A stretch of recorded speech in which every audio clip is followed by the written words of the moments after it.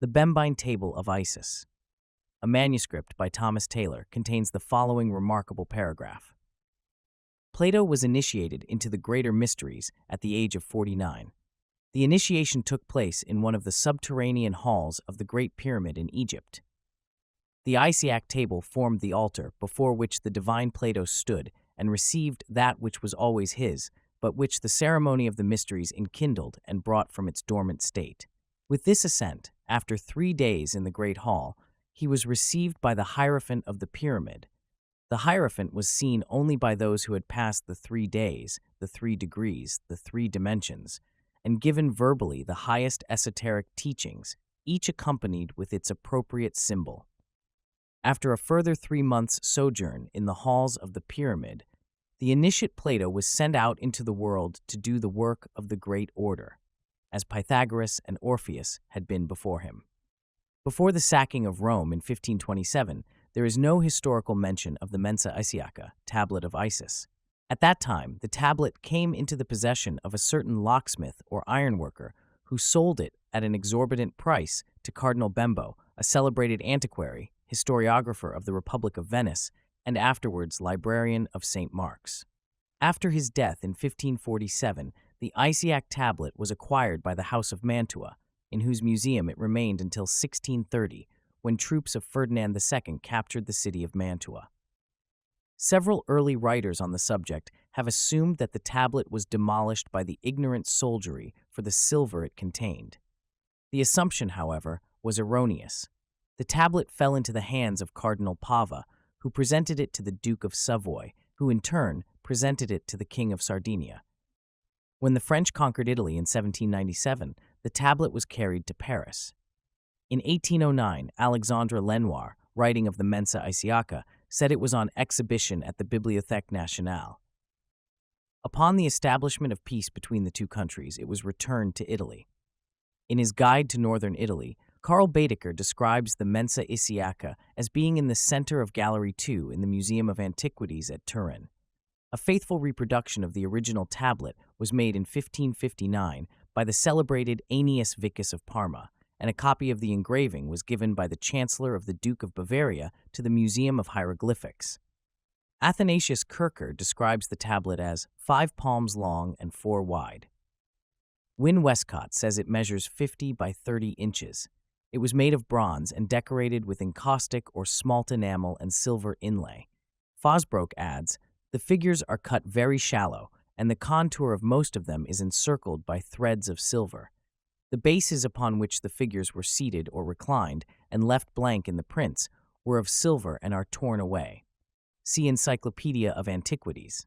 Those familiar with the fundamental principles of Hermetic philosophy will recognize in the Mensa Isiaca the key to Chaldean, Egyptian, and Greek theology. In his Antiquities, the learned Benedictine, Father Montfaucon, admits his inability to cope with the intricacies of its symbolism. He therefore doubts that the emblems upon the tablet possess any significance worthy of consideration, and ridicules Kircher, declaring him to be more obscure than the tablet itself. Laurentius Pignorius reproduced the tablet in connection with a descriptive essay in 1605, but his timidly advanced explanations demonstrated his ignorance concerning the actual interpretation of the figures. In his Oedipus Egyptiacus, published in 1654, Kircher attacked the problem with characteristic avidity. Being peculiarly qualified for such a task by years of research in matters pertaining to the secret doctrines of antiquity, and with the assistance of a group of eminent scholars, Kircher accomplished much towards an exposition of the mysteries of the tablet. The master secret, however, eluded even him, as Eliphas Levi has shrewdly noted in his History of Magic. The learned Jesuit, writes Levi, divined that it contained the hieroglyphic key to sacred alphabets, though he was unable to develop the explanation. It is divided into 3 equal compartments. Above are the 12 houses of heaven, and below are the corresponding distributions of labor, work periods, throughout the year, while in the middle place are 21 sacred signs answering to the letters of the alphabet. In the midst of all is a seated figure of the pantomorphic IYNX, emblem of universal being and corresponding as such to the Hebrew yod, or to that unique letter from which all the other letters were formed. The IYNX is encircled by the Ophite triad, answering to the three mother letters of the Egyptian and Hebrew alphabets. On the right are the Ibimorphic and Serapian triads.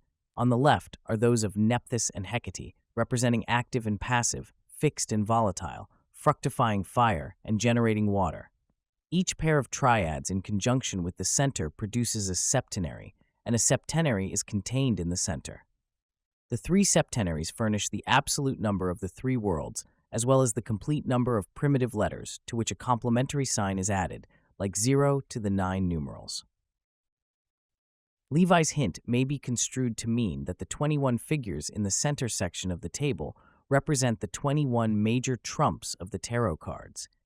If this be so, is not the 0 card, cause of so much controversy, the nameless crown of the supreme mind, the crown being symbolized by the hidden triad in the upper part of the throne in the center of the table?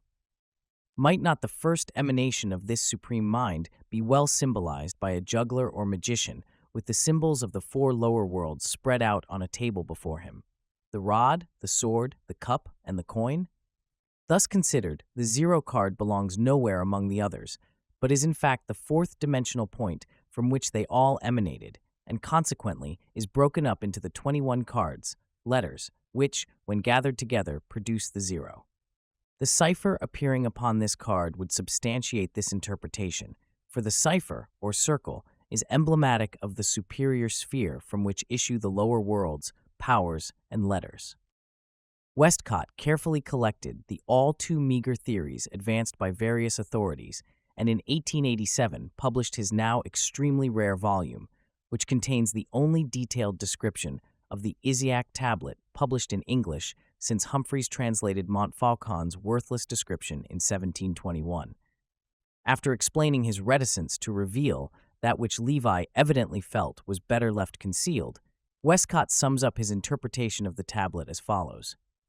The diagram of Levi, by which he explains the mystery of the tablet, shows the upper region divided into the 4 seasons of the year, each with 3 signs of the zodiac, and he has added the 4-lettered sacred name, the Tetragrammaton, assigning Jod to Aquarius, that is Canopus, He to Taurus, that is Apis, Vau to Leo, that is Mamphta, and He final to Typhon. Note the cherubic parallel, man, bull, lion, and eagle. The 4th form is found either as scorpion or eagle, depending upon the occult good or evil intention. In the Demotic zodiac, the snake replaces the scorpion.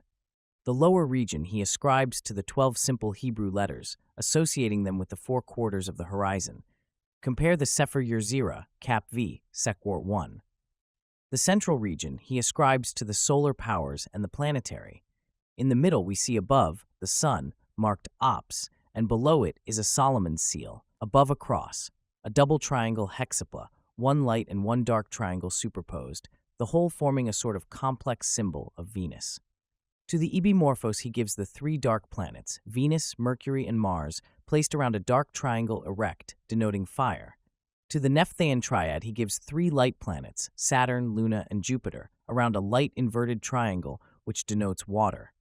There is a necessary connection between water, female power, passive principle, Bina, and Sephirotic mother and bride. See the Kabbalah by Mathers. Note the ancient signs for the planets were all composed of a cross, solar disk, and crescent.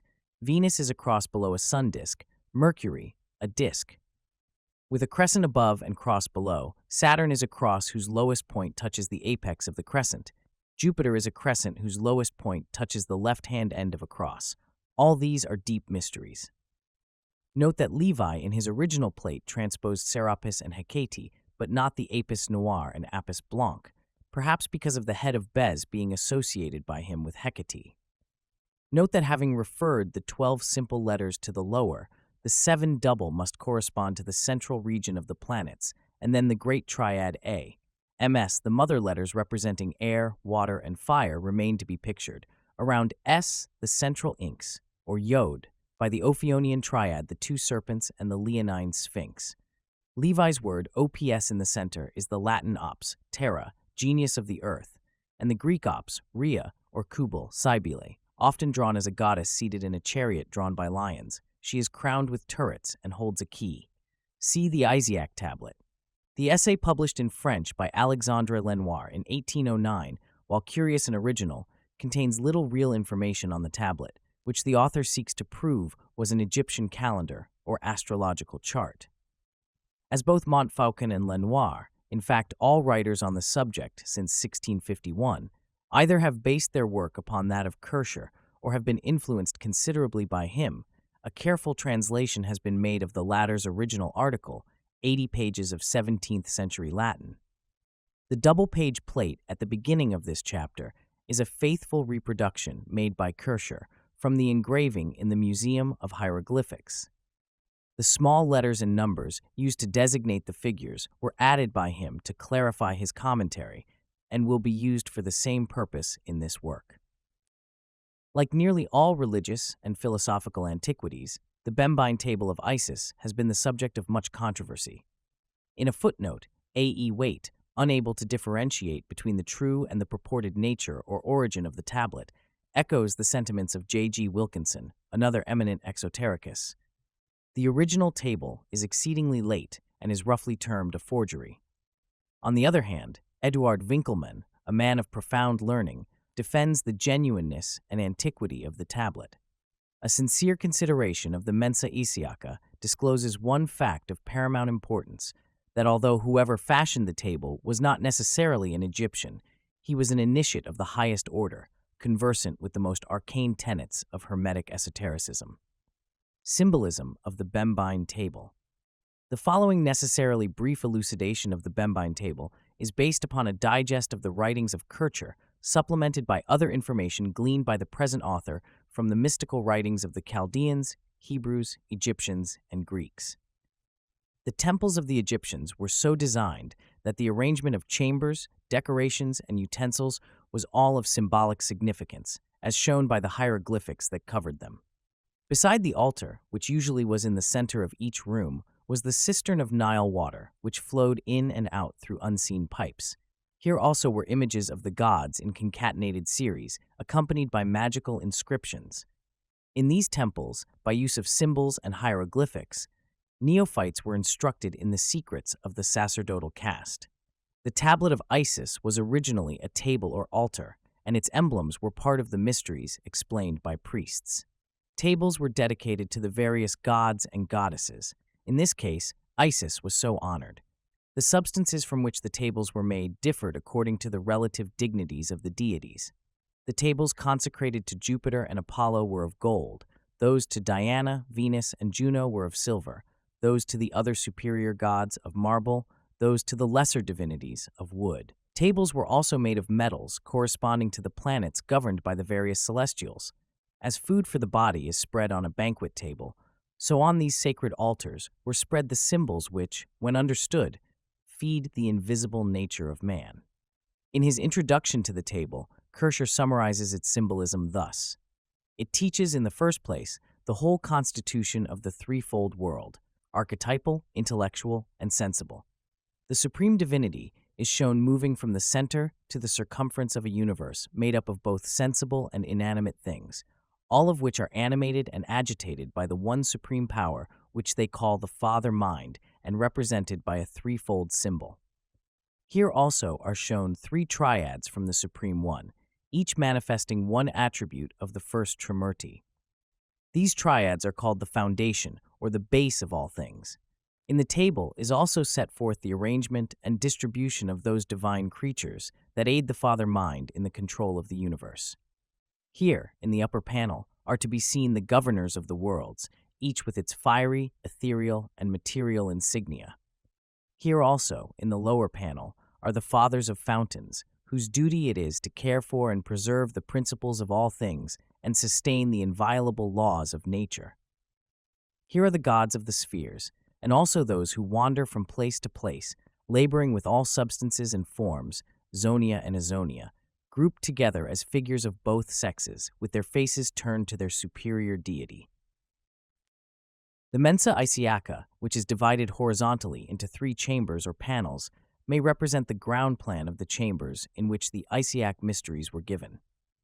The center panel is divided into 7 parts or lesser rooms, and the lower has 2 gates, one at each end. The entire table contains 45 figures of first importance and a number of lesser symbols.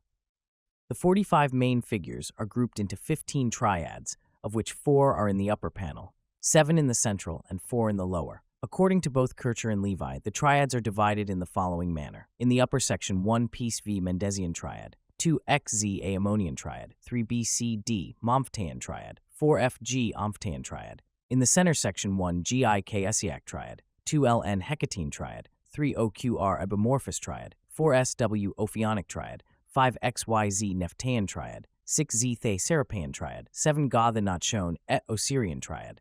In the lower section, 1 Lida Nanhorian triad, Pandocaean triad, 3 T Phi Thaustic triad, 4 F Eoluristic triad.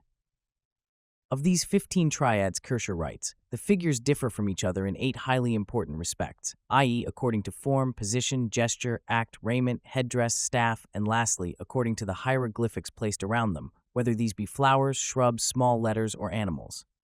These 8 symbolic methods of portraying the secret powers of the figures are subtle reminders of the 8 spiritual senses of cognition, by means of which the real self in man may be comprehended. To express this spiritual truth, the Buddhists used the wheel with 8 spokes and raised their consciousness by means of the Noble Eightfold Path. The ornamented border enclosing the 3 main panels of the table contains many symbols consisting of birds, animals, reptiles, human beings, and composite forms. According to one reading of the table, this border represents the 4 elements. The creatures are elemental beings. According to another interpretation, the border represents the archetypal spheres, and in its frieze of composite figures are the patterns of those forms which in various combinations will subsequently manifest themselves in the material world. The 4 flowers at the corners of the table are those which, because their blossoms always face the sun and follow its course across the sky, are sacred emblems of that finer part of man's nature which delights in facing its creator. According to the secret doctrine of the Chaldeans, the universe is divided into 4 states of being, planes or spheres: archetypal, intellectual, sidereal, and elemental. Each of these reveals the others, the superior controlling the inferior, and the inferior receiving influence from the superior. The archetypal plane was considered synonymous with the intellect of the triune divinity. Within this divine, incorporeal, and eternal sphere are included all the lower manifestations of life, all that is, has been, or ever shall be. Within the cosmic intellect, all things spiritual or material exist as archetypes or divine thought forms, which is shown in the table by a chain of secret similes.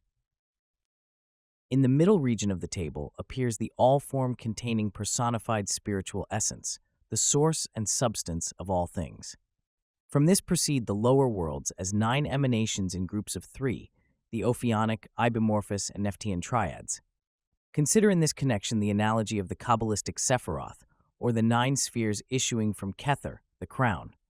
The 12 governors of the universe, the Mendesian, Ammonian, Momphtean, and Omphthean triads, vehicles for the distribution of the creative influences, and shown in the upper region of the table, are directed in their activities by the divine mind patterns existing in the archetypal sphere. The archetypes are abstract patterns formulated in the divine mind, and by them all the inferior activities are controlled. In the lower region of the table are the father fountains, the Horian, Pandocan, Thaustic, and Eluristic triads, keepers of the great gates of the universe. These distribute to the lower worlds the influences descending from the governors shown above. In the theology of the Egyptians, goodness takes precedence, and all things partake of its nature to a higher or lower degree. Goodness is sought by all. It is the prime cause of causes. Goodness is self-diffused, and hence exists in all things, for nothing can produce that which it does not have in itself. The table demonstrates that all is in God, and God is in all, that all is in all, and each is in each. In the intellectual world are invisible spiritual counterparts of the creatures which inhabit the elemental world. Therefore, the lowest exhibits the highest, the corporeal declares the intellectual, and the invisible eye, made manifest by its works. For this reason, the Egyptians made images of substances existing in the inferior sensible world to serve as visible exemplars of superior and invisible powers. To the corruptible images they assigned the virtues of the incorruptible divinities, thus demonstrating arcanely that this world is but the shadow of God, the outward picture of the paradise within. All that is in the invisible archetypal sphere is revealed in the sensible corporeal world by the light of nature. The archetypal and creative mind, first through its paternal foundation and afterwards through secondary gods called intelligences, poured out the whole infinity of its powers by continuous exchange from highest to lowest. In their phallic symbolism, the Egyptians used the sperm to represent the spiritual spheres because each contains all that comes forth from it. The Chaldeans and Egyptians also held that everything which is a result dwells in the cause of itself and turns to that cause as the lotus to the sun. Accordingly, the supreme intellect, through its paternal foundation, first created light, the angelic world. Out of that light were then created the invisible hierarchies of beings, which some call the stars, and out of the stars the four elements and the sensible world were formed. Thus all are in all, after their respective kinds. All visible bodies or elements are in the invisible stars or spiritual elements, and the stars are likewise in those bodies. The stars are in the angels, and the angels in the stars. The angels are in God, and God is in all. Therefore, all are divinely in the divine, angelically in the angels, and corporeally in the corporeal world, and vice versa. Just as the seed is the tree folded up, so the world is God unfolded. Proclus says, every property of divinity permeates all creation and gives itself to all inferior creatures.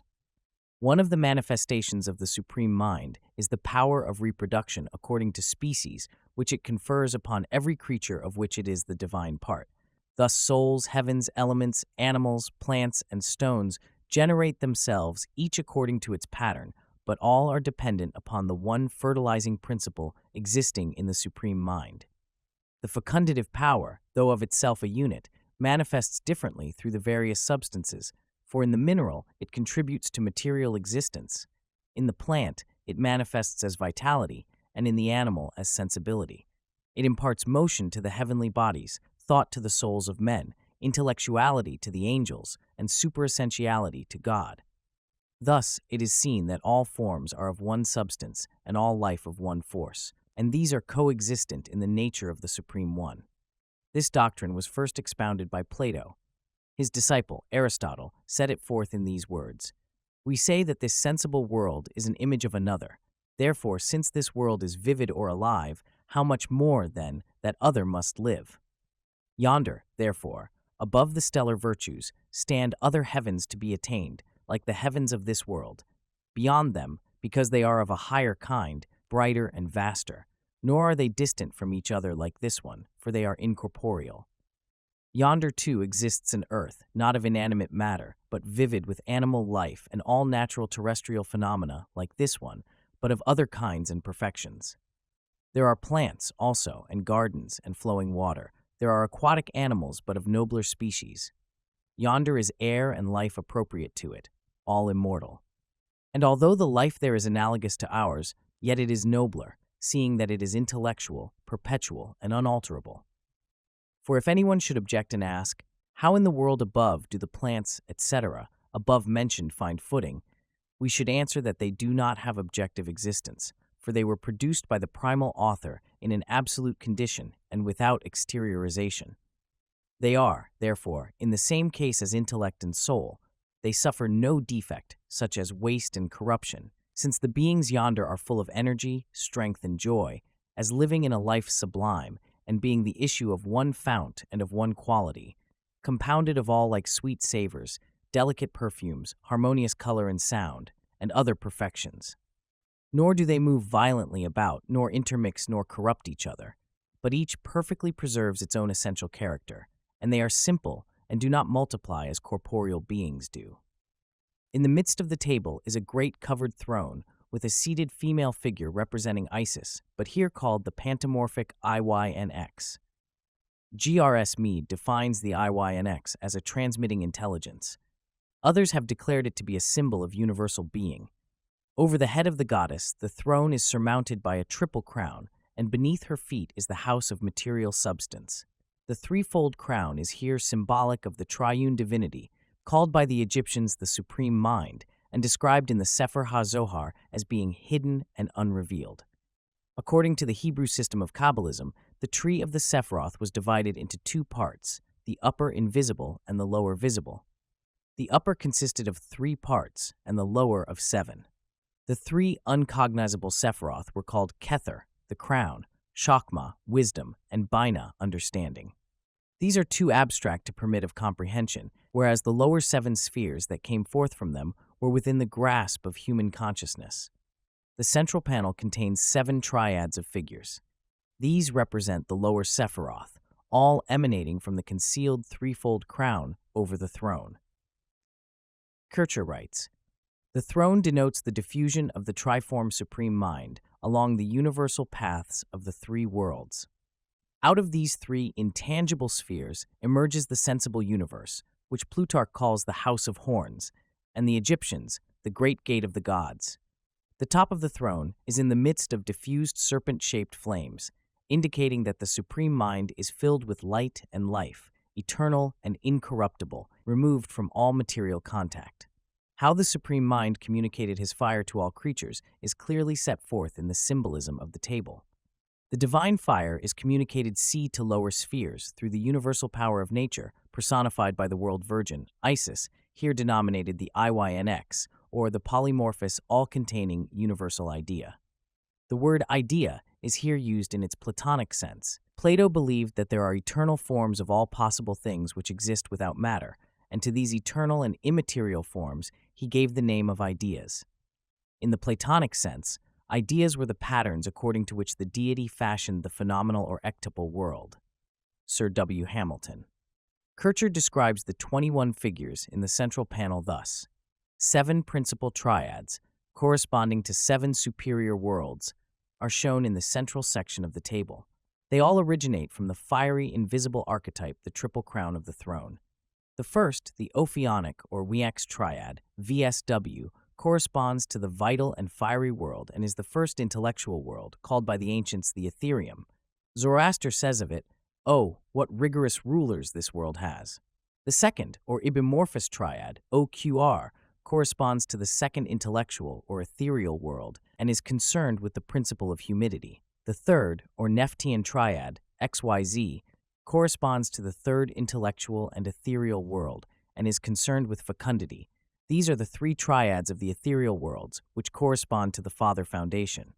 Then follow the 4 triads of the sensible or material worlds, of which the first 2 correspond to the sidereal worlds, Gik and Ginga Eva, namely Osiris and Isis, sun and moon, indicated by 2 bulls. They are followed by 2 triads, the Hecatine, LMN, and the Serapeian, Zi Theta, corresponding to the sublunary and subterranean worlds. These complete the 7 worlds of primary genii ruling the natural universe.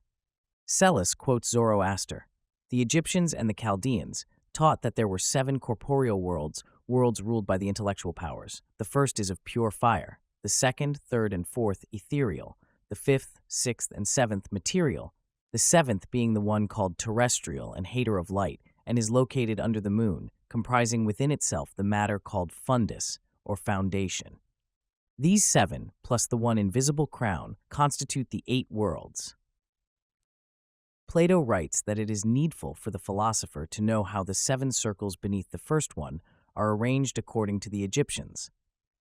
The first triad of fire denotes life, the second water, over which rule the ibimorphous divinities, and the third, air, ruled by Nephta. From the fire the heavens were created, from the water the earth, and air was the mediator between them. In the Sephira Yetzirah, it is said that from the 3 originate the 7, i.e., the height, the depth, the east, the west, the north, and the south, and the holy temple in the center sustaining them all. Is not the holy temple in the center the great throne of the many-formed spirit of nature, which is shown in the middle of the tablet? What are the 7 triads, but the 7 powers that rule over the world? Psellus writes, the Egyptians worship the triad of faith, truth, and love, and the 7 fountains, the sun as ruler, the fountain of matter, then the fountain of the archangels, the fountain of the senses, of judgment, of lightning, of reflections, and of characters of unknown composition. They say that the highest material fountains are those of Apollo, Osiris, and Mercury, the fountains of the centers of the elements. Thus, they understood by the sun as ruler the solar world, by the material archangelic, the lunar world, by the fountain of the senses, the world of Saturn, by judgment, Jupiter, by lightning, Mars, by that of the reflections or mirrors, the world of Venus, by the fountain of characters, the world of Mercury. All these are shown by the figures in the center pane of the tablet. The upper panel contains the 12 figures of the zodiac arranged in 4 triads. The center figure in each group represents one of the 4 fixed signs of the zodiac. S is the sign of Aquarius, Z, Taurus, C, Leo, and G, Scorpio. These are called the Fathers. In the secret teachings of the Far East, these 4 figures, the man, the bull, the lion, and the eagle, are called the winged globes, or the 4 Maharajas who stand upon the corners of creation. The 4 cardinal signs, P Capricorn, X Aries, B Cancer, F Libra, are called the powers. The 4 common signs, V Pisces, A Gemini, E Virgo, H Sagittarius, are called the minds of the 4 lords. This explains the meaning of the winged globes of Egypt. For the 4 central figures, Aquarius, Taurus, Leo, and Scorpio, called by Ezekiel the cherubim, are the globes. The cardinal and common signs on either side are the wings. Therefore, the 12 signs of the zodiac may be symbolized by 4 globes, each with 2 wings. The celestial triads are further shown by the Egyptians as a globe, the father, from which issue a serpent, the mind, and wings, the power. These 12 forces are the fabricators of the world, and from them emanate the microcosm, or the mystery of the 12 sacred animals, representing in the universe the 12 parts of the world, and in man the 12 parts of the human body. Anatomically, the 12 figures in the upper panel may well symbolize the 12 convolutions of the brain, and the 12 figures in the lower panel the 12 zodiacal members and organs of the human body. For man is a creature formed of the 12 sacred animals with his members and organs under the direct control of the 12 governors or powers resident in the brain. A more profound interpretation is found in the correspondences between the 12 figures in the upper panel and the 12 in the lower.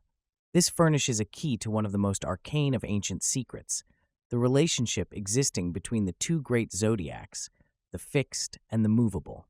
The fixed zodiac is described as an immense dodecahedron, its 12 surfaces representing the outermost walls of abstract space.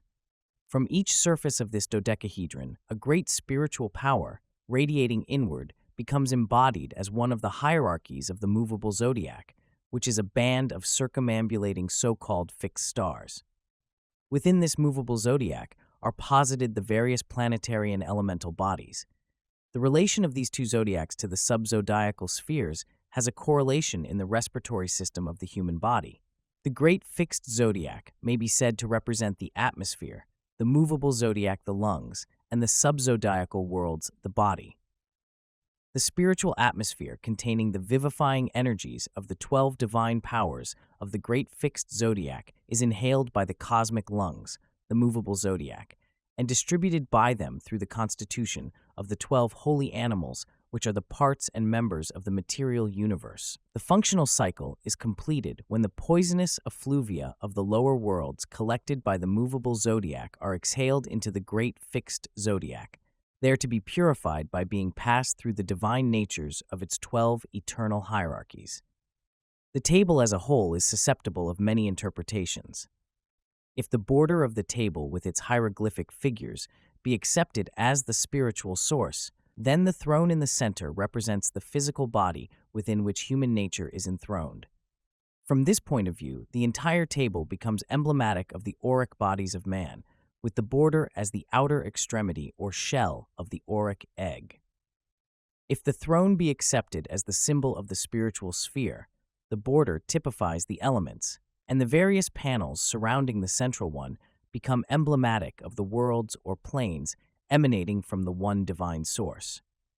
If the table be considered from a purely physical basis, the throne becomes symbolic of the generative system, and the table reveals the secret processes of embryology as applied to the formation of the material worlds. If a purely physiological and anatomical interpretation be desired, the central throne becomes the heart, the ibimorphous triad, the mind, the Nephtian triad, the generative system, and the surrounding hieroglyphics, the various parts and members of the human body. From the evolutionary viewpoint, the central gate becomes the point of both entrance and exit. Here also is set forth the process of initiation, in which the candidate, after passing successfully through the various ordeals, is finally brought into the presence of his own soul, which he alone is capable of unveiling. If cosmogony be the subject of consideration, the central panel represents the spiritual worlds, the upper panel the intellectual worlds, and the lower panel the material worlds. The central panel may also symbolize the 9 invisible worlds, and the creature marked T the physical nature, the footstool of Isis, the spirit of universal life. Considered in the light of alchemy, the central panel contains the metals and the borders the alchemical processes. The figure seated on the throne is the universal Mercury, the stone of the wise. The flaming canopy of the throne above is the divine sulfur, and the cube of earth beneath is the elemental salt. The 3 triads, or the paternal foundation, in the central panel represent the silent watchers, the 3 invisible parts of the nature of man. The 2 panels on either side are the quaternary lower nature of man. In the central panel are 21 figures. This number is sacred to the sun, which consists of 3 great powers, each with 7 attributes, and by Kabbalistic reduction 21 becomes 3, or the Great Triad. It will yet be proved that the table of Isis is directly connected with Egyptian Gnosticism, for in a Gnostic papyrus preserved in the Bodleian Library, there is a direct reference to the 12 fathers or paternities beneath whom are 12 fountains. See Egyptian Magic by SSDD. That the lower panel represents the underworld is further emphasized by the 2 gates, the Great Gate of the East and the Great Gate of the West, for in the Chaldean theology, the sun rises and sets through gates in the underworld, where it wanders during the hours of darkness. As Plato was for 13 years under the instruction of the Magi Pathaneth, Ochoaps, Secnufis, and Edamon of Sebenithus, his philosophy consequently is permeated with the Chaldean and Egyptian system of triads. The Bembine table is a diagrammatic exposition of the so-called Platonic philosophy, for in its design is epitomized the entire theory of mystic cosmogony and generation. The most valuable guide to the interpretation of this table is the commentaries of Proclus on the theology of Plato. The Chaldean oracles of Zoroaster also contains many allusions to the theogonic principles which are demonstrated by the table. The Theogony of Hesiod contains the most complete account of the Greek cosmogony myth. Orphic cosmogony has left its impress upon the various forms of philosophy and religion, Greek, Egyptian, and Syrian, which it contacted. Chief of the Orphic symbols was the mundane egg from which Phanes sprang into light. Thomas Taylor considers the Orphic egg to be synonymous with the mixture from bound and infinity mentioned by Plato in the Philebus. The egg is furthermore the 3rd intelligible triad, and the proper symbol of the demiurgus, whose auric body is the egg of the inferior universe. Eusebius, on the authority of Porphyry, declared that the Egyptians acknowledged one intellectual author or creator of the world under the name of Kneph, and that they worshipped him in a statue of human form and dark blue complexion, holding in his hand a girdle and a scepter, wearing on his head a royal plume, and thrusting forth an egg out of his mouth. See an analysis of the Egyptian mythology. While the Bembine table is rectangular-shaped, it signifies philosophically the Orphic egg of the universe with its contents. In the esoteric doctrines, the supreme individual achievement is the breaking of the Orphic egg, which is equivalent to the return of the spirit to the nirvana, the absolute condition of the Oriental mystics. The New Pantheon by Samuel Boyce contains 3 plates showing various sections of the Bembine table. The author, however, makes no important contribution to the knowledge of the subject. In the mythology and fables of the ancients explained from history, the Abbé Benier devotes a chapter to a consideration of the Mensa Isiaca. After reviewing the conclusions of Montfaucon, Kircher, and Pignorius, he adds, "I am of the opinion that it was a votive table which some prince or private person had consecrated to Isis as an acknowledgment for some benefit which he believed she had conferred upon him." Wonders of Antiquity. It was a common practice among the early Egyptians, Greeks, and Romans to seal lighted lamps in the sepulchres of their dead as offerings to the god of death. Possibly it was also believed that the deceased could use these lights in finding his way through the Valley of the Shadow. Later, as the custom became generally established, not only actual lamps, but miniatures of them in terracotta were buried with the dead. Some of the lamps were enclosed in circular vessels for protection, and instances have been recorded in which the original oil was found in them, in a perfect state of preservation, after more than 2,000 years. There is ample proof that many of these lamps were burning when the sepulchres were sealed, and it has been declared that they were still burning when the vaults were opened hundreds of years later. The possibility of preparing a fuel which would renew itself as rapidly as it was consumed has been a source of considerable controversy among medieval authors. After due consideration of the evidence at hand, it seems well within the range of possibility that the ancient priest-chemists did manufacture lamps that burned, if not indefinitely, at least for considerable periods of time. Numerous authorities have written on the subject of ever-burning lamps. W. Wynne Westcott estimates the number of writers who have given the subject consideration as more than 150, and H. P. Blavatsky as 173. While conclusions reached by different authors are at variance, a majority admit the existence of these phenomenal lamps. Only a few maintained that the lamps would burn forever, but many were willing to concede that they might remain alight for several centuries without replenishment of the fuel. Some considered the so-called perpetual lights as mere artifices of the crafty pagan priests, while a great many, admitting that the lamps actually burned, made the sweeping assertion that the devil was using this apparent miracle to ensnare the credulous and thereby lead their souls to perdition.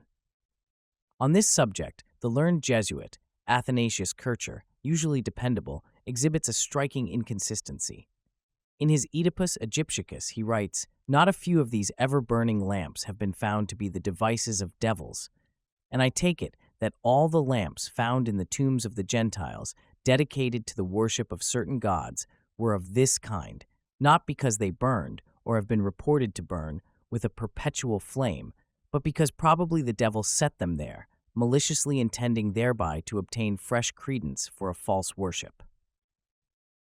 Having admitted that dependable authorities defend the existence of the ever-burning lamps, and that even the devil lends himself to their manufacture, Kircher next declared the entire theory to be desperate and impossible, and to be classed with perpetual motion and the philosopher's stone.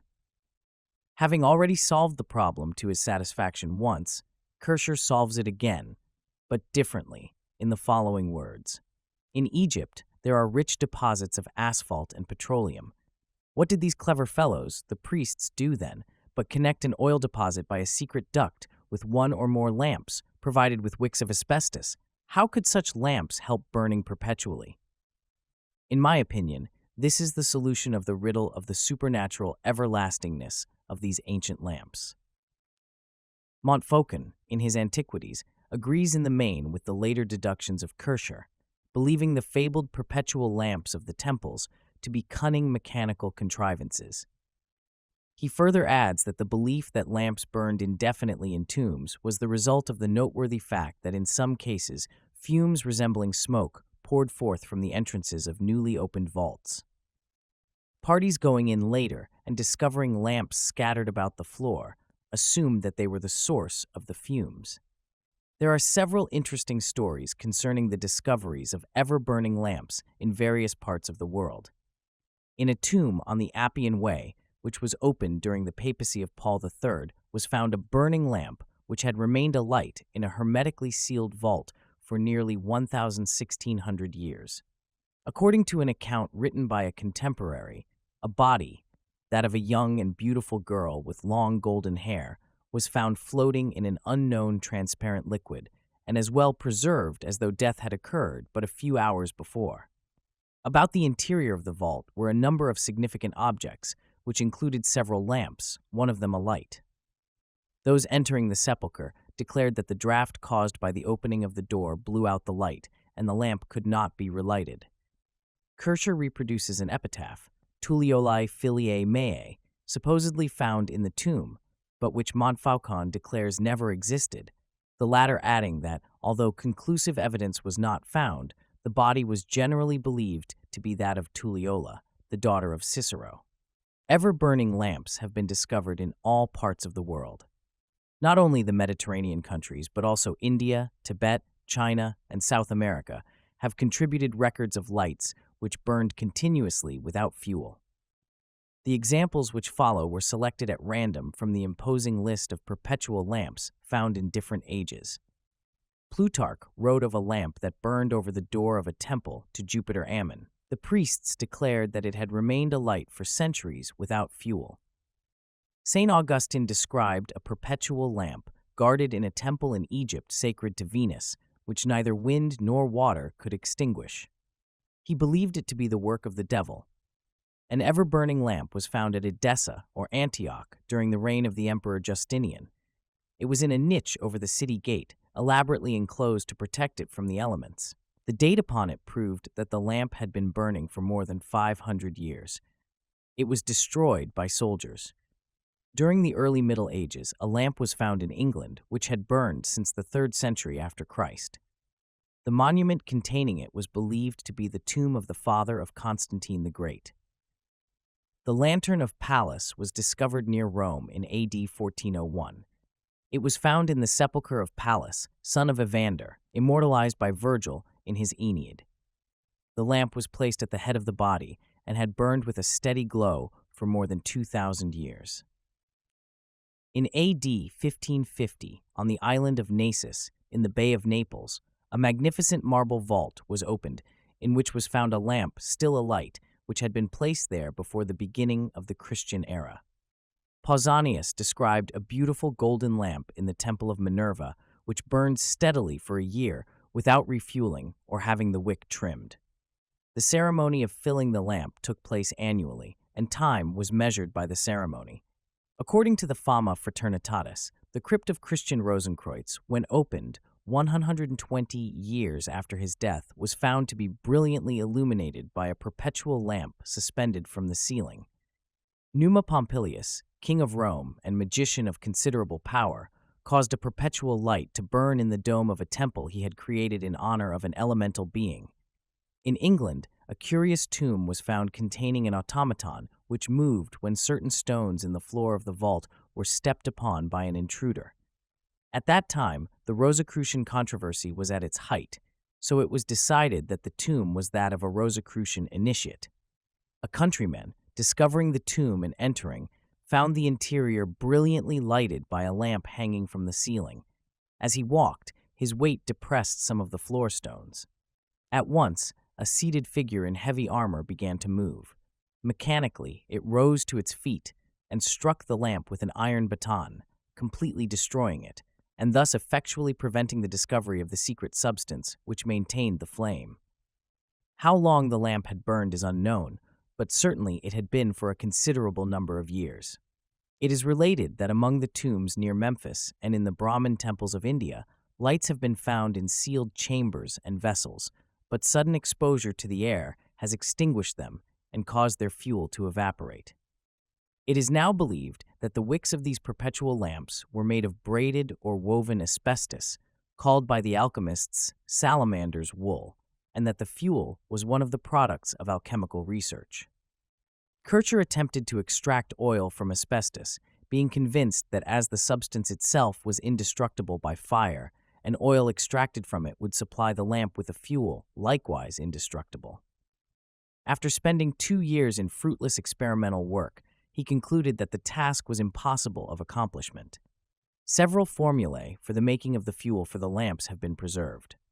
In Isis Unveiled, H.P., Blavatsky reprints 2 of these formulae from early authors, Treitenheim and Bartolomeo Korndorff.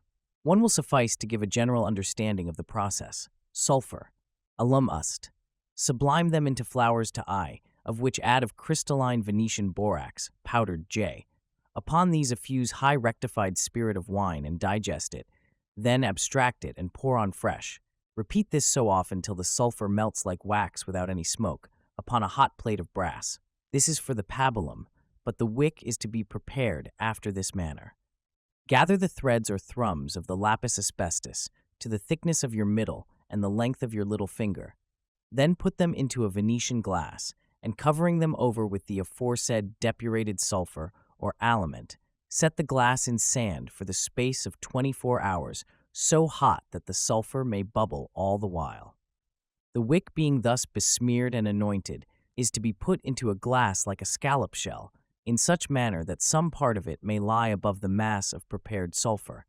Then setting this glass upon hot sand, you must melt the sulfur, so that it may lay hold of the wick, and when it is lighted, it will burn with a perpetual flame, and you may set this lamp in any place where you please. The Greek oracles. The worship of Apollo included the establishment and maintenance of places of prophecy, by means of which the gods could communicate with mankind and reveal futurity to such as deserved the boon. The early history of Greece abounds with accounts of talking trees, rivers, statues, and caves in which nymphs, dryads, or daemons had taken up their abodes and from which they delivered oracles. While Christian authors have tried to prove that oracular revelations were delivered by the devil for the purpose of misleading humanity, they have not dared to attack the theory of oracles because of the repeated reference to it in their own sacred writings.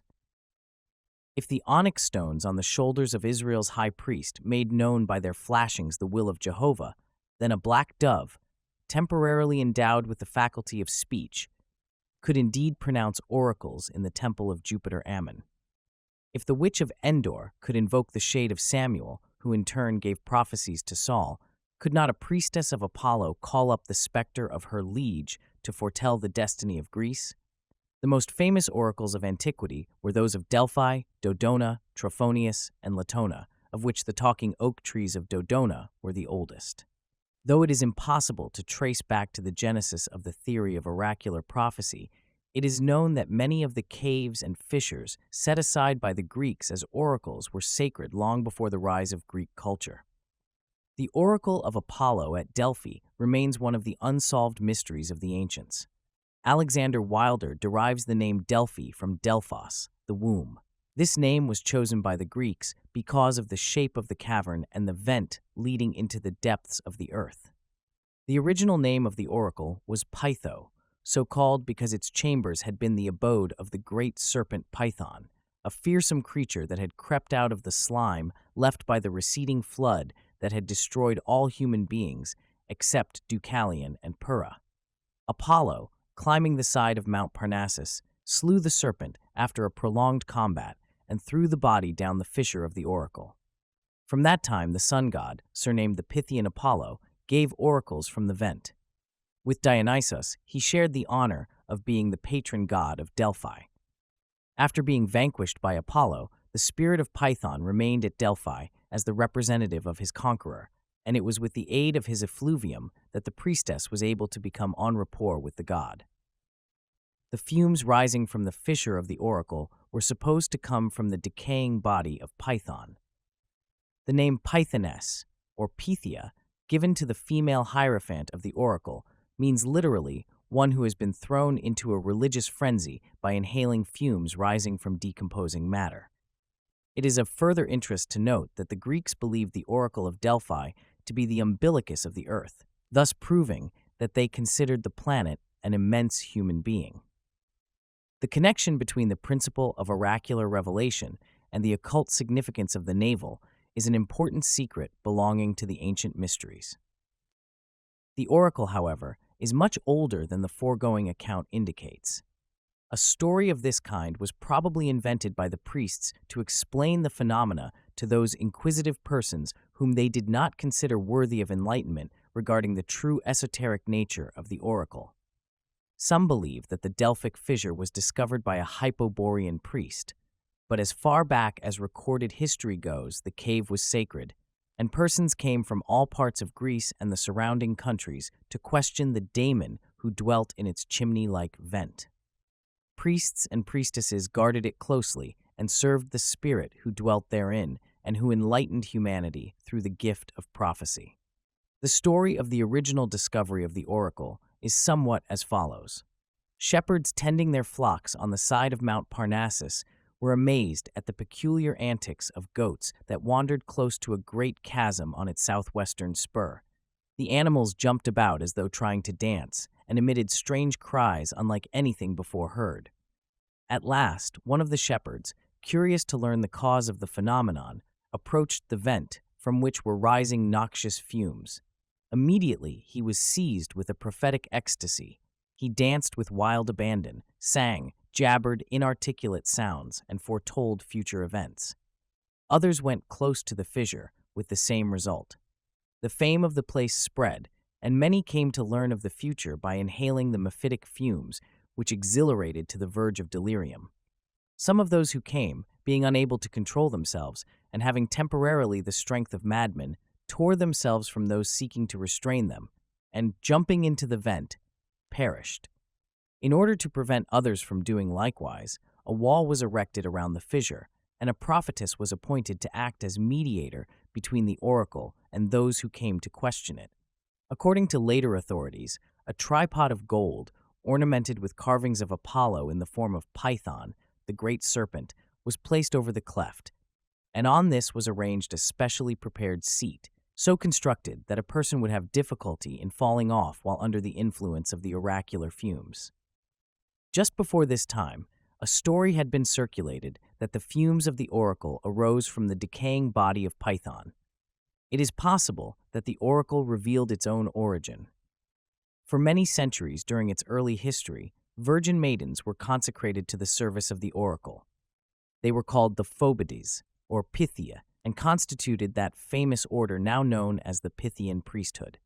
It is probable that women were chosen to receive the oracles because their sensitive and emotional nature responded more quickly and completely to the fumes of enthusiasm. 3 days before the time set to receive the communications from Apollo, the virgin priestess began the ceremony of purification. She bathed in the Chaldean well, abstained from all food, drank only from the fountain of Casotis, which was brought into the temple through concealed pipes, and just before mounting the tripod, she chewed a few leaves of the sacred bay tree. It has been said that the water was drugged to bring on distorted visions, or the priests of Delphi were able to manufacture an exhilarating and intoxicating gas, which they conducted by subterranean ducts and released into the shaft of the oracle several feet below the surface.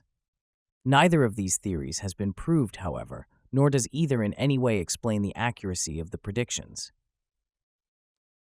When the young prophetess had completed the process of purification, she was clothed in sanctified raiment and led to the tripod, upon which she seated herself, surrounded by the noxious vapors rising from the yawning fissure.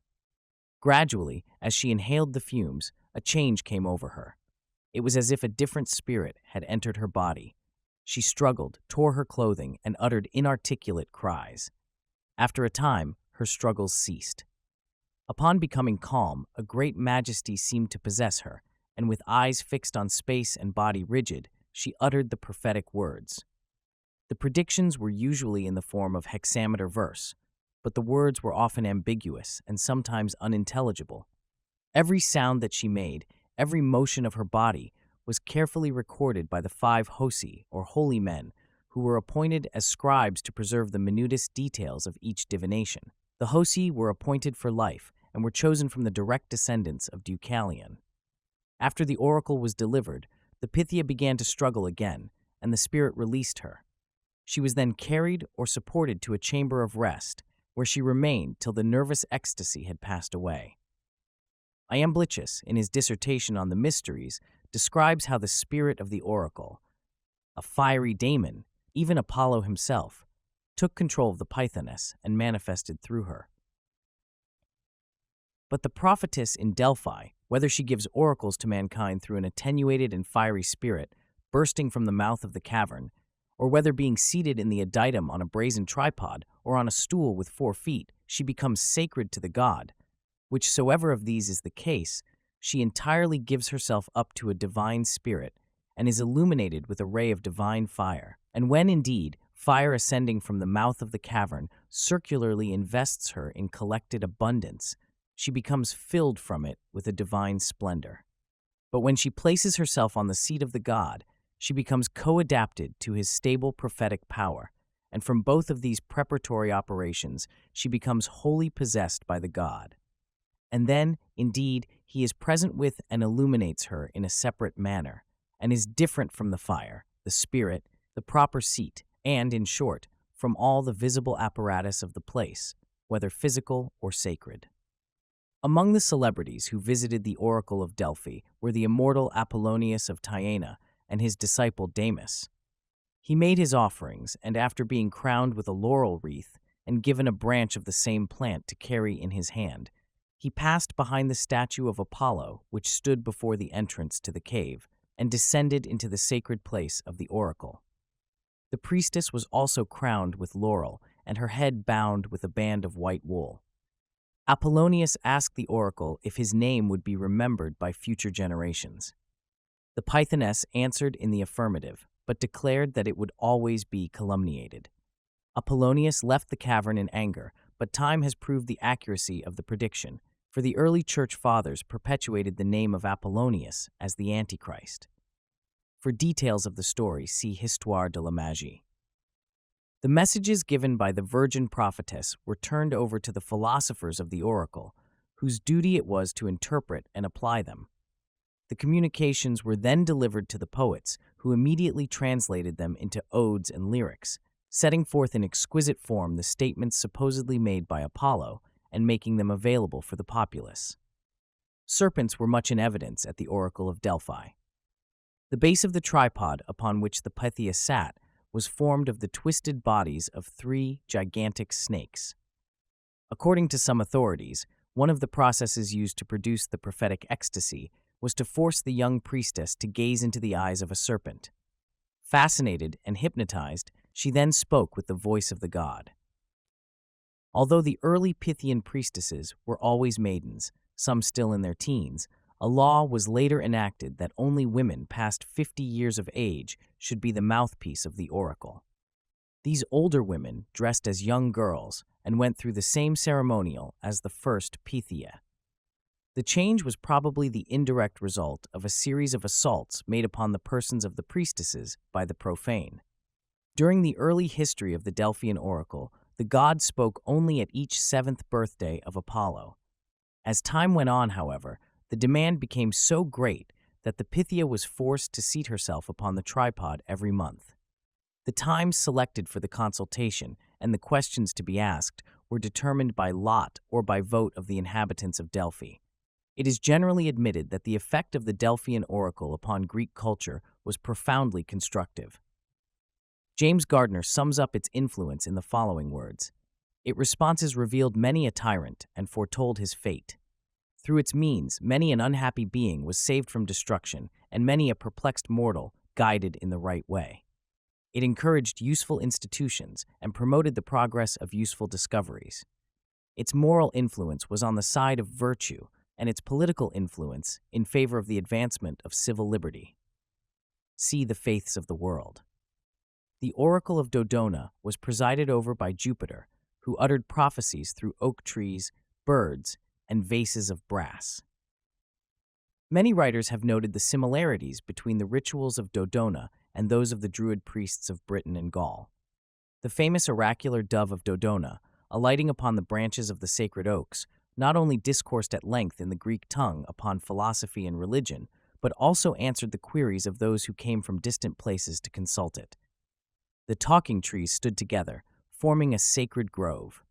When the priests desired answers to important questions, after careful and solemn purifications, they retired to the grove. They then accosted the trees, beseeching a reply from the god who dwelt therein. When they had stated their questions, the trees spoke with the voices of human beings, revealing to the priests the desired information. Some assert that there was but one tree which spoke, an oak or a beech standing in the very heart of the ancient grove. Because Jupiter was believed to inhabit this tree, he was sometimes called Phagonius, or one who lives in a beech tree. Most curious of the oracles of Dodona were the talking vases, or kettles. These were made of brass, and so carefully fashioned that when struck they gave off sound for hours.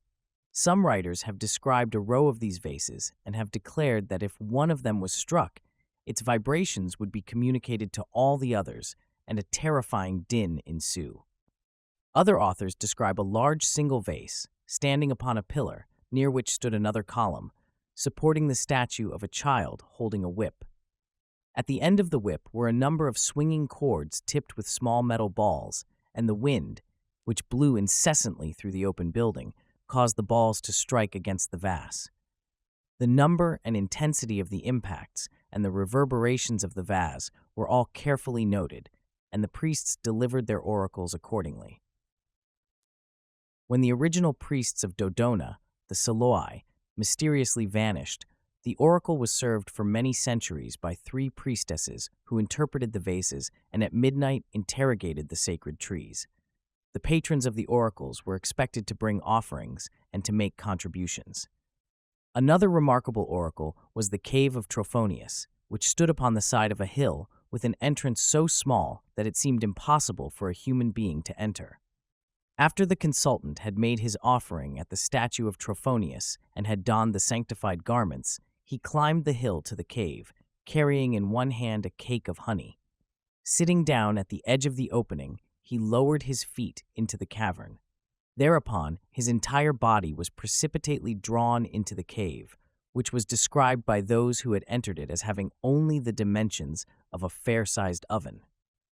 When the oracle had completed its revelation, the consultant, usually delirious, was forcibly ejected from the cave, feet foremost. Near the cave of the oracle, 2 fountains bubbled out of the earth within a few feet of each other. Those about to enter the cave drank first from these fountains, the waters of which seemed to possess peculiar occult properties. The first contained the water of forgetfulness, and all who drank thereof forgot their earthly sorrows. From the second fountain flowed the sacred water of mnemosyne, or remembrance, for later it enabled those who partook of it to recall their experiences while in the cave. Though its entrance was marked by 2 brass obelisks, the cave, surrounded by a wall of white stones and concealed in the heart of a grove of sacred trees, did not present an imposing appearance. There is no doubt that those entering it passed through strange experiences, for they were obliged to leave at the adjacent temple a complete account of what they saw and heard while in the oracle. The prophecies were given in the form of dreams and visions, and were accompanied by severe pains in the head. Some never completely recovered from the after effects of their delirium. The confused recital of their experiences was interpreted by the priests according to the question to be answered. While the priests probably used some unknown herb to produce the dreams or visions of the cavern, their skill in interpreting them bordered on the supernatural.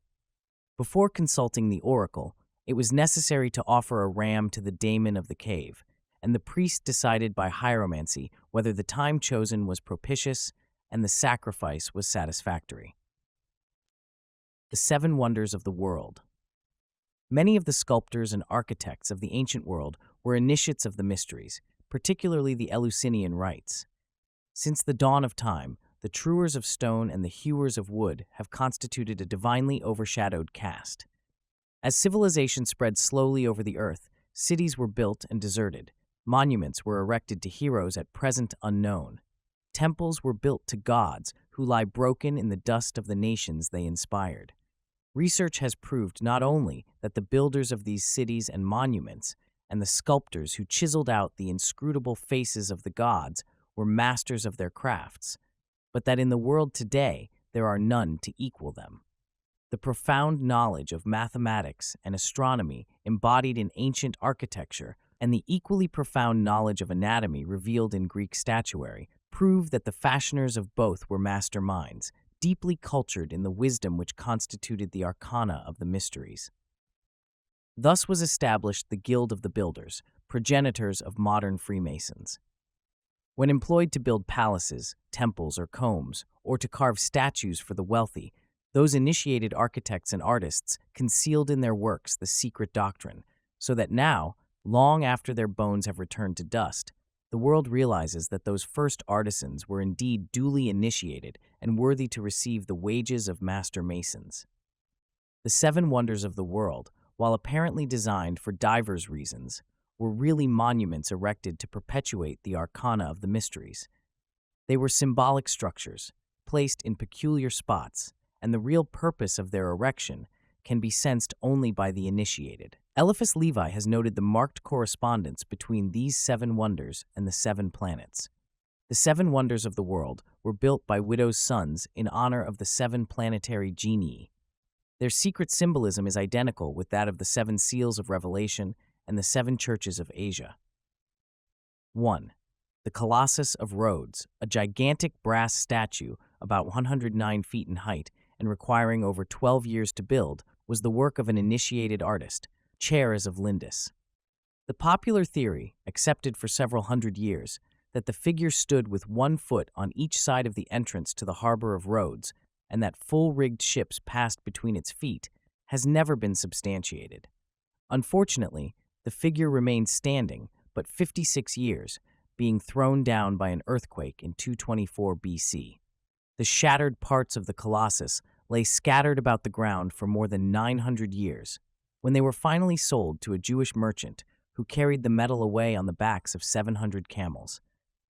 Some believe that the brass was converted into munitions, and others that it was made into drainage pipes.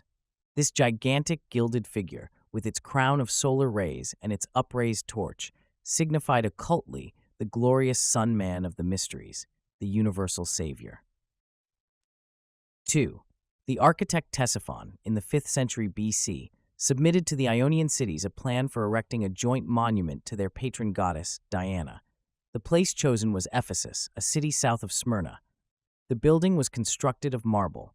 The roof was supported by 127 columns, each 60 feet high and weighing over 150 tons. The temple was destroyed by black magic about 356 BC, but the world fixes the odious crime upon the tool by means of which the destruction was accomplished, a mentally deranged man named Herostratus. It was later rebuilt, but the symbolism was lost. The original temple, designed as a miniature of the universe, was dedicated to the moon, the occult symbol of generation. 3. Upon his exile from Athens, Phidias, the greatest of all the Greek sculptors, went to Olympia in the province of Elis and there designed his colossal statue of Zeus, chief of the gods of Greece. There is not even an accurate description of this masterpiece now in existence. Only a few old coins give an inadequate idea of its general appearance. The body of the god was overlaid with ivory, and the robes were of beaten gold. In one hand, he is supposed to have held a globe supporting a figure of the goddess of victory, in the other, a scepter surmounted by an eagle. The head of Zeus was archaic, heavily bearded, and crowned with an olive wreath. The statue was seated upon an elaborately decorated throne. As its name implies, the monument was dedicated to the spirit of the planet Jupiter, one of the 7 Logi who bow before the Lord of the Sun. 4. Eliphas Levi includes the Temple of Solomon among the 7 wonders of the world, giving it the place occupied by the Pharos, or lighthouse, of Alexandria. The Pharos, named for the island upon which it stood, was designed and constructed by Sostratus of Cnidus during the reign of Ptolemy, 283 to 247 BC. It is described as being of white marble and over 600 feet high. Even in that ancient day, it cost nearly $1 million. Fires were lighted in the top of it and could be seen for miles out at sea. It was destroyed by an earthquake in the 13th century, but remains of it were visible until AD 1350. Being the tallest of all the wonders, it was naturally assigned to Saturn, the father of the gods and the true illuminator of all humanity. 5. The mausoleum at Halicarnassus was a magnificent monument erected by Queen Artemisia in memory of her dead husband, King Mausolus, from whose name the word mausoleum is derived. The designers of the building were Satyrus and Pythis, and 4 great sculptors were employed to ornament the edifice. The building, which was 114 feet long and 92 feet wide, was divided into 5 major sections, the senses, and surmounted by a pyramid, the spiritual nature of man. The pyramid rose in 24 steps, a sacred number, and upon the apex was a statue of King Mausolus in a chariot. His figure was 9 feet 91½ inches tall. Many attempts have been made to reconstruct the monument, which was destroyed by an earthquake, but none has been altogether successful. This monument was sacred to the planet Mars and was built by an initiate for the enlightenment of the world. 6. The Gardens of Semiramis at Babylon, more commonly known as the Hanging Gardens, stood within the palace grounds of Nebuchadnezzar, near the Euphrates River. They rose in a terrace-like pyramid, and on the top was a reservoir for the watering of the gardens. They were built about 600 BC, but the name of the landscape artist has not been preserved. They symbolized the plains of the invisible world and were consecrated to Venus as the goddess of love and beauty. Number 7. The Great Pyramid was supreme among the temples of the mysteries. In order to be true to its astronomical symbolism, it must have been constructed about 70,000 years ago. It was the tomb of Osiris and was believed to have been built by the gods themselves, and the architect may have been the immortal Hermes. It is the monument of Mercury, the messenger of the gods, and the universal symbol of wisdom and letters. The life and philosophy of Pythagoras. While Mnesarchus, the father of Pythagoras, was in the city of Delphi on matters pertaining to his business as a merchant, he and his wife, Parthenis, decided to consult the oracle of Delphi as to whether the fates were favorable for their return voyage to Syria. When the Pythoness, prophetess of Apollo, seated herself on the golden tripod over the yawning vent of the oracle, she did not answer the question they had asked, but told Mnesarchus that his wife was then with child and would give birth to a son who was destined to surpass all men in beauty and wisdom, and who throughout the course of his life would contribute much to the benefit of mankind. Mnesarchus was so deeply impressed by the prophecy that he changed his wife's name to Pythasis in honor of the Pythian priestess. When the child was born at Sidon in Phoenicia, it was, as the oracle had said, a son. Mnesarchus and Pythasis named the child Pythagoras, for they believed that he had been predestined by the oracle. Many strange legends have been preserved concerning the birth of Pythagoras. Some maintain that he was no mortal man, that he was one of the gods who had taken a human body to enable him to come into the world and instruct the human race. Pythagoras was one of the many sages and saviors of antiquity for whom an immaculate conception is asserted. In his Anacalypsis, Godfrey Higgins writes, "The first striking circumstance in which the history of Pythagoras agrees with the history of Jesus is that they were natives of nearly the same country, the former being born at Sidon, the latter at Bethlehem, both in Syria." The father of Pythagoras, as well as the father of Jesus, was prophetically informed that his wife should bring forth a son who should be a benefactor to mankind. They were both born when their mothers were from home on journeys, Joseph and his wife having gone up to Bethlehem to be taxed, and the father of Pythagoras having traveled from Samos, his residence, to Sidon about his mercantile concerns. Pythasis, the mother of Pythagoras, had a connection with an Apollonical specter, or ghost, of the god Apollo, or god Sol. Of course, this must have been a Holy Ghost, and here we have the Holy Ghost, which afterward appeared to her husband and told him that he must have no connection with his wife during her pregnancy, a story evidently the same as that relating to Joseph and Mary. From these peculiar circumstances, Pythagoras was known by the same title as Jesus, namely, the Son of God, and was supposed by the multitude to be under the influence of divine inspiration. This most famous philosopher was born sometime between 600 and 590 BC, and the length of his life has been estimated at nearly 100 years.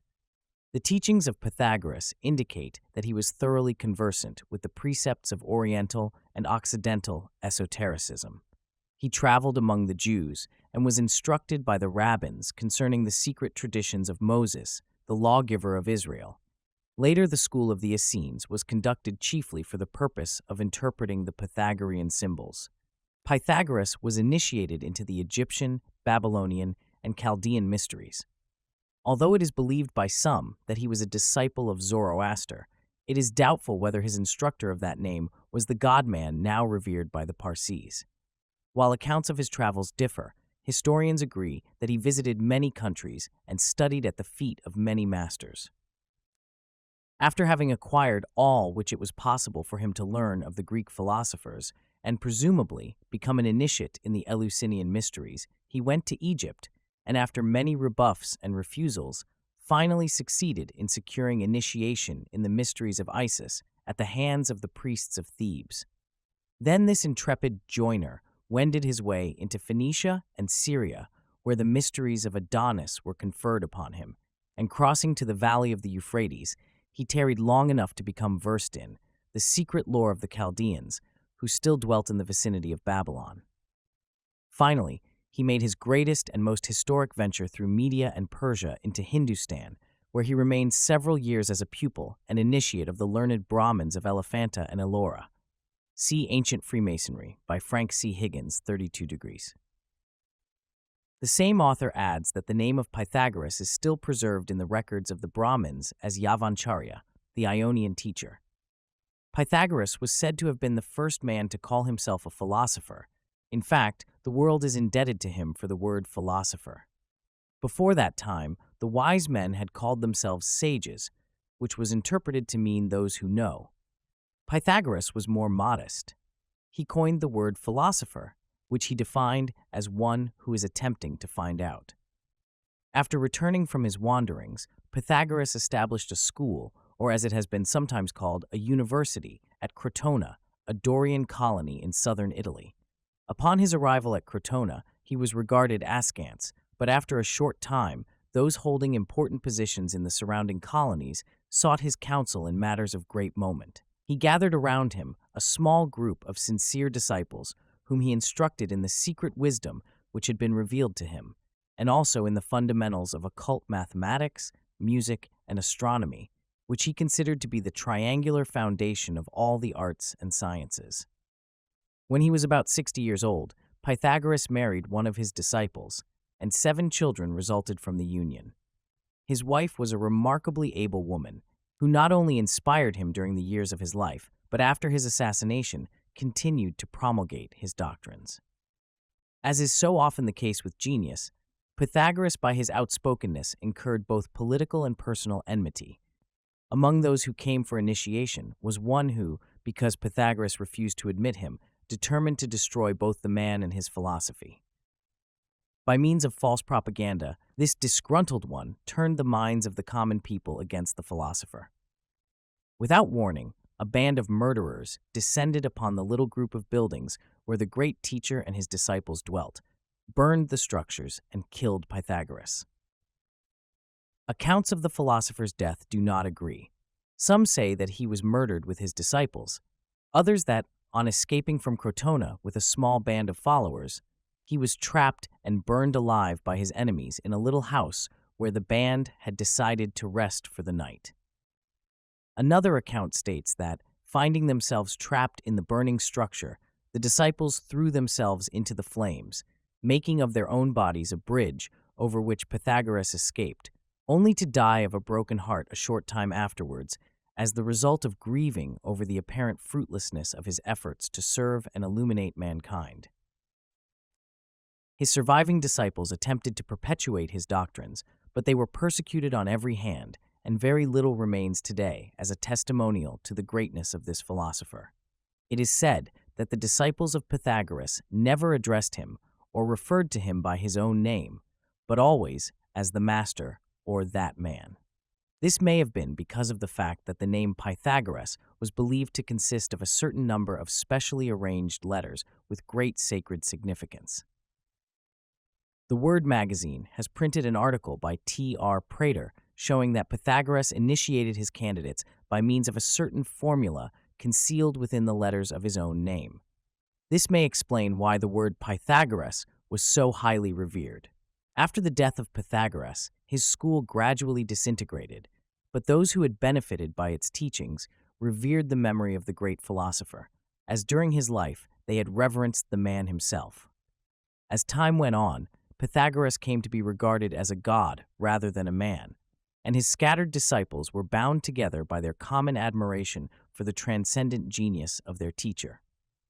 Eduard Schur, in his Pythagoras and the Delphic Mysteries, relates the following incident as illustrative of the bond of fellowship uniting the members of the Pythagorean school. One of them, who had fallen upon sickness and poverty, was kindly taken in by an innkeeper. Before dying, he traced a few mysterious signs, the pentagram, no doubt, on the door of the inn and said to the host, "Do not be uneasy, one of my brothers will pay my debts." A year afterwards, as a stranger was passing by this inn, he saw the signs and said to the host, "I am a Pythagorean. One of my brothers died here. Tell me what I owe you on his account. Frank C. Higgins, 32 Gree, gives an excellent compendium of the Pythagorean tenets in the following outline. Pythagoras' teachings are of the most transcendental importance to Masons, inasmuch as they are the necessary fruit of his contact with the leading philosophers of the whole civilized world of his own day, and must represent that in which all were agreed, shorn of all weeds of controversy. Thus, the determined stand made by Pythagoras in defense of pure monotheism is sufficient evidence that the tradition to the effect that the unity of God was the supreme secret of all the ancient initiations is substantially correct. The philosophical school of Pythagoras was, in a measure, also a series of initiations, for he caused his pupils to pass through a series of degrees and never permitted them personal contact with himself until they had reached the higher grades. According to his biographers, his degrees were 3 in number. The first, that of mathematicus, assuring his pupils proficiency in mathematics and geometry, which was then, as it would be now if masonry were properly inculcated, the basis upon which all other knowledge was erected. Secondly, the degree of theoreticus, which dealt with superficial applications of the exact sciences, and lastly, the degree of electus, which entitled the candidate to pass forward into the light of the fullest illumination which he was capable of absorbing. The pupils of the Pythagorean school were divided into exoterici, or pupils in the outer grades, and esoterici, after they had passed the 3rd degree of initiation and were entitled to the secret wisdom. Silence, secrecy, and unconditional obedience were cardinal principles of this great order. See Ancient Freemasonry. Pythagorean fundamentals. The study of geometry, music, and astronomy was considered essential to a rational understanding of God, man, or nature, and no one could accompany Pythagoras as a disciple who was not thoroughly familiar with these sciences. Many came seeking admission to his school. Each applicant was tested on these 3 subjects, and if found ignorant, was summarily dismissed. Pythagoras was not an extremist. He taught moderation in all things rather than excess in anything, for he believed that an excess of virtue was in itself a vice. One of his favorite statements was, "We must avoid with our utmost endeavor and amputate with fire and sword, and by all other means, from the body, sickness, from the soul, ignorance, from the belly, luxury, from a city, sedition, from a family, discord, and from all things, excess." Pythagoras also believed that there was no crime equal to that of anarchy. All men know what they want, but few know what they need. Pythagoras warned his disciples that when they prayed, they should not pray for themselves, that when they asked things of the gods, they should not ask things for themselves, because no man knows what is good for him, and it is for this reason undesirable to ask for things which, if obtained, would only prove to be injurious. The god of Pythagoras was the monad, or the one that is everything. He described God as the supreme mind distributed throughout all parts of the universe, the cause of all things, the intelligence of all things, and the power within all things. He further declared the motion of God to be circular, the body of God to be composed of the substance of light, and the nature of God to be composed of the substance of truth. Pythagoras declared that the eating of meat clouded the reasoning faculties. While he did not condemn its use or totally abstain therefrom himself, he declared that judges should refrain from eating meat before a trial, in order that those who appeared before them might receive the most honest and astute decisions.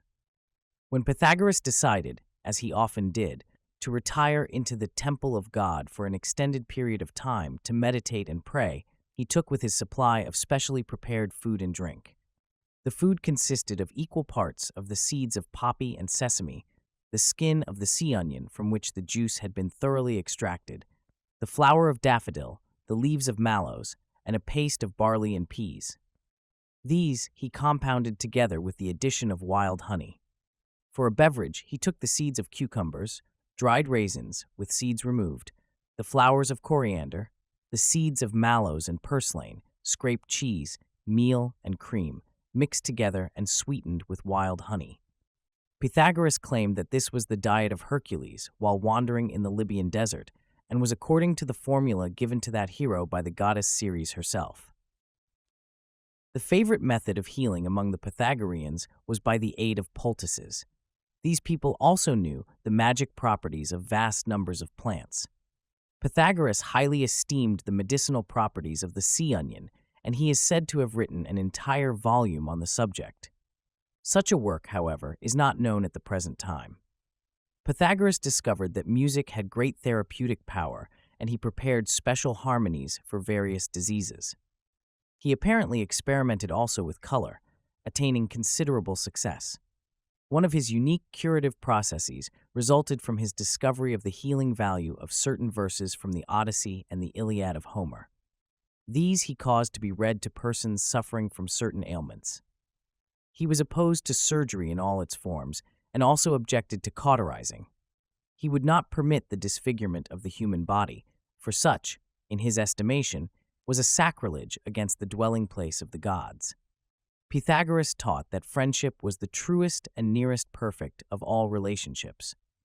He declared that in nature there was a friendship of all for all, of gods for men, of doctrines one for another, of the soul for the body, of the rational part for the irrational part, of philosophy for its theory, of men for one another, of countrymen for one another, that friendship also existed between strangers, between a man and his wife, his children, and his servants.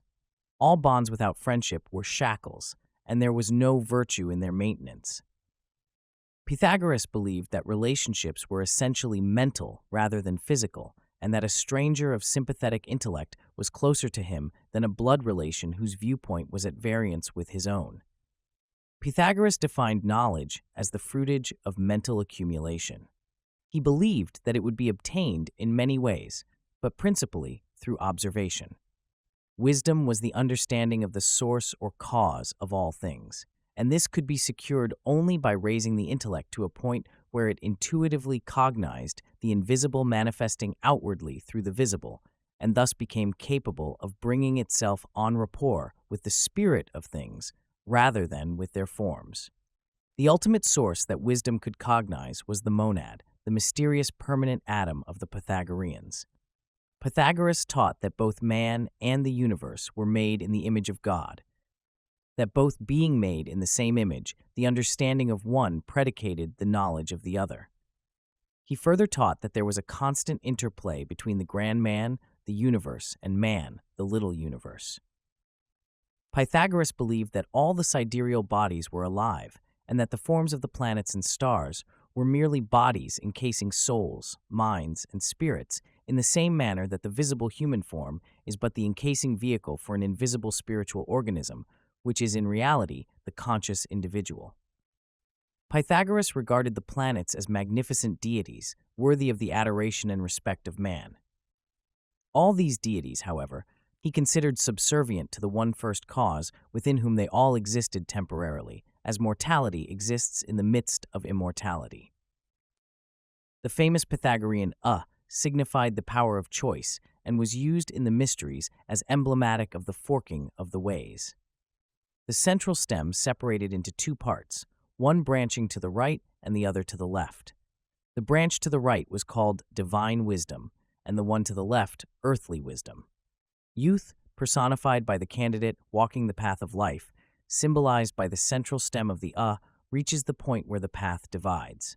The neophyte must then choose whether he will take the left-hand path and, following the dictates of his lower nature, enter upon a span of folly and thoughtlessness which will inevitably result in his undoing, or whether he will take the right-hand road and through integrity, industry, and sincerity ultimately regain union with the immortals in the superior spheres. It is probable that Pythagoras obtained his concept of the eye from the Egyptians, who included in certain of their initiatory rituals a scene in which the candidate was confronted by two female figures. One of them, veiled with the white robes of the temple, urged the neophyte to enter into the halls of learning. The other, bedecked with jewels, symbolizing earthly treasures, and bearing in her hands a tray loaded with grapes, emblematic of false light, sought to lure him into the chambers of dissipation. This symbol is still preserved among the tarot cards, where it is called the forking of the ways. The forked stick has been the symbol of life among many nations, and it was placed in the desert to indicate the presence of water. Concerning the theory of transmigration as disseminated by Pythagoras, there are differences of opinion. According to one view, he taught that mortals who during their earthly existence had by their actions become like certain animals, returned to earth again in the form of the beasts which they had grown to resemble.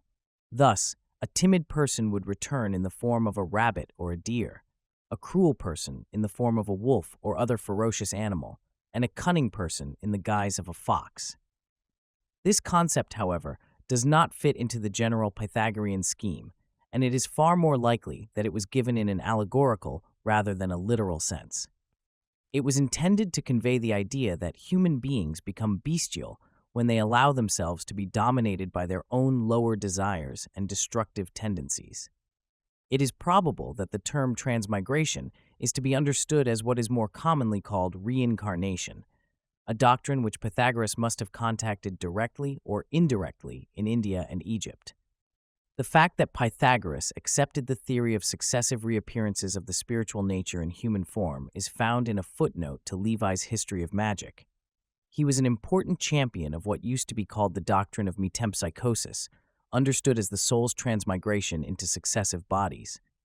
He himself had been A. Athalides, a son of Mercury, B. Euphorbus, son of Panthus, who perished at the hands of Menelaus in the Trojan War, C. Hermodamus, a prophet of Clazomene, a city of Ionia, D.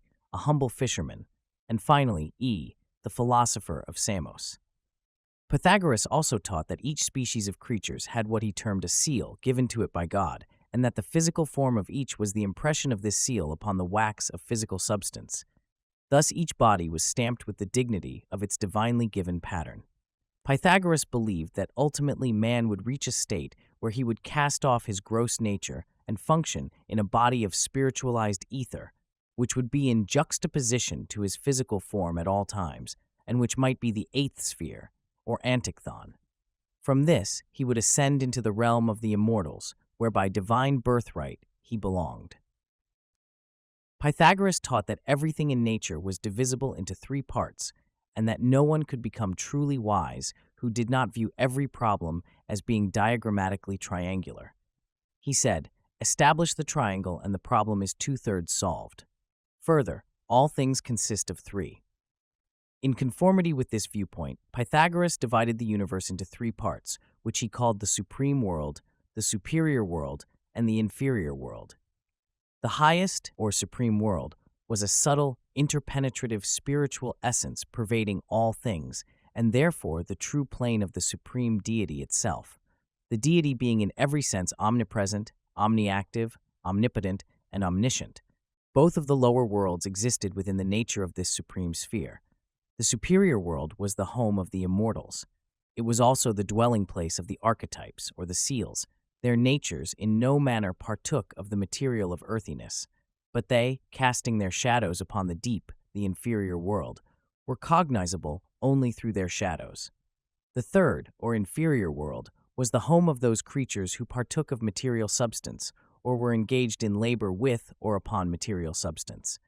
Hence, this sphere was the home of the mortal gods, the demiurgi, the angels who labor with men, also the daemons who partake of the nature of the earth, and finally, mankind and the lower kingdoms, those temporarily of the earth, but capable of rising above that sphere by reason and philosophy. The digits 1 and 2 are not considered numbers by the Pythagoreans because they typify the two supermundane spheres. The Pythagorean numbers, therefore, begin with 3, the triangle, and 4, the square. These added to the 1 and the 2 produce the 10, the great number of all things, the archetype of the universe. The three worlds were called receptacles. The first was the receptacle of principles, the second was the receptacle of intelligences, and the third, or lowest, was the receptacle of quantities. The symmetrical solids were regarded by Pythagoras, and by the Greek thinkers after him, as of the greatest importance. To be perfectly symmetrical, or regular, a solid must have an equal number of faces meeting at each of its angles, and these faces must be equal regular polygons, i.e., figures whose sides and angles are all equal. Pythagoras, perhaps, may be credited with the great discovery that there are only 5 such solids. Now, the Greeks believed the world, material universe, to be composed of 4 elements: earth, air, fire, water, and to the Greek mind, the conclusion was inevitable that the shapes of the particles of the elements were those of the regular solids. Earth particles were cubical, the cube being the regular solid possessed of greatest stability. Fire particles were tetrahedral, the tetrahedron being the simplest and hence lightest solid. Water particles were icosahedral for exactly the reverse reason, whilst air particles, as intermediate between the two latter, were octahedral. The dodecahedron was, to these ancient mathematicians, the most mysterious of the solids. It was by far the most difficult to construct, the accurate drawing of the regular pentagon necessitating a rather elaborate application of Pythagoras' great theorem. Hence the conclusion, as Plato put it, that this, the regular dodecahedron, the deity employed in tracing the plan of the universe. H. Stanley Redgrove, in Bygone Beliefs. Mr. Redgrove has not mentioned the fifth element of the ancient mysteries, that which would make the analogy between the symmetrical solids and the elements complete. This fifth element, or ether, was called by the Hindus akasa. It was closely correlated with the hypothetical ether of modern science, and was the interpenetrative substance permeating all of the other elements and acting as a common solvent and common denominator of them. The 12-faced solid also subtly referred to the 12 immortals who surfaced the universe, and also to the 12 convolutions of the human brain, the vehicles of those immortals in the nature of man.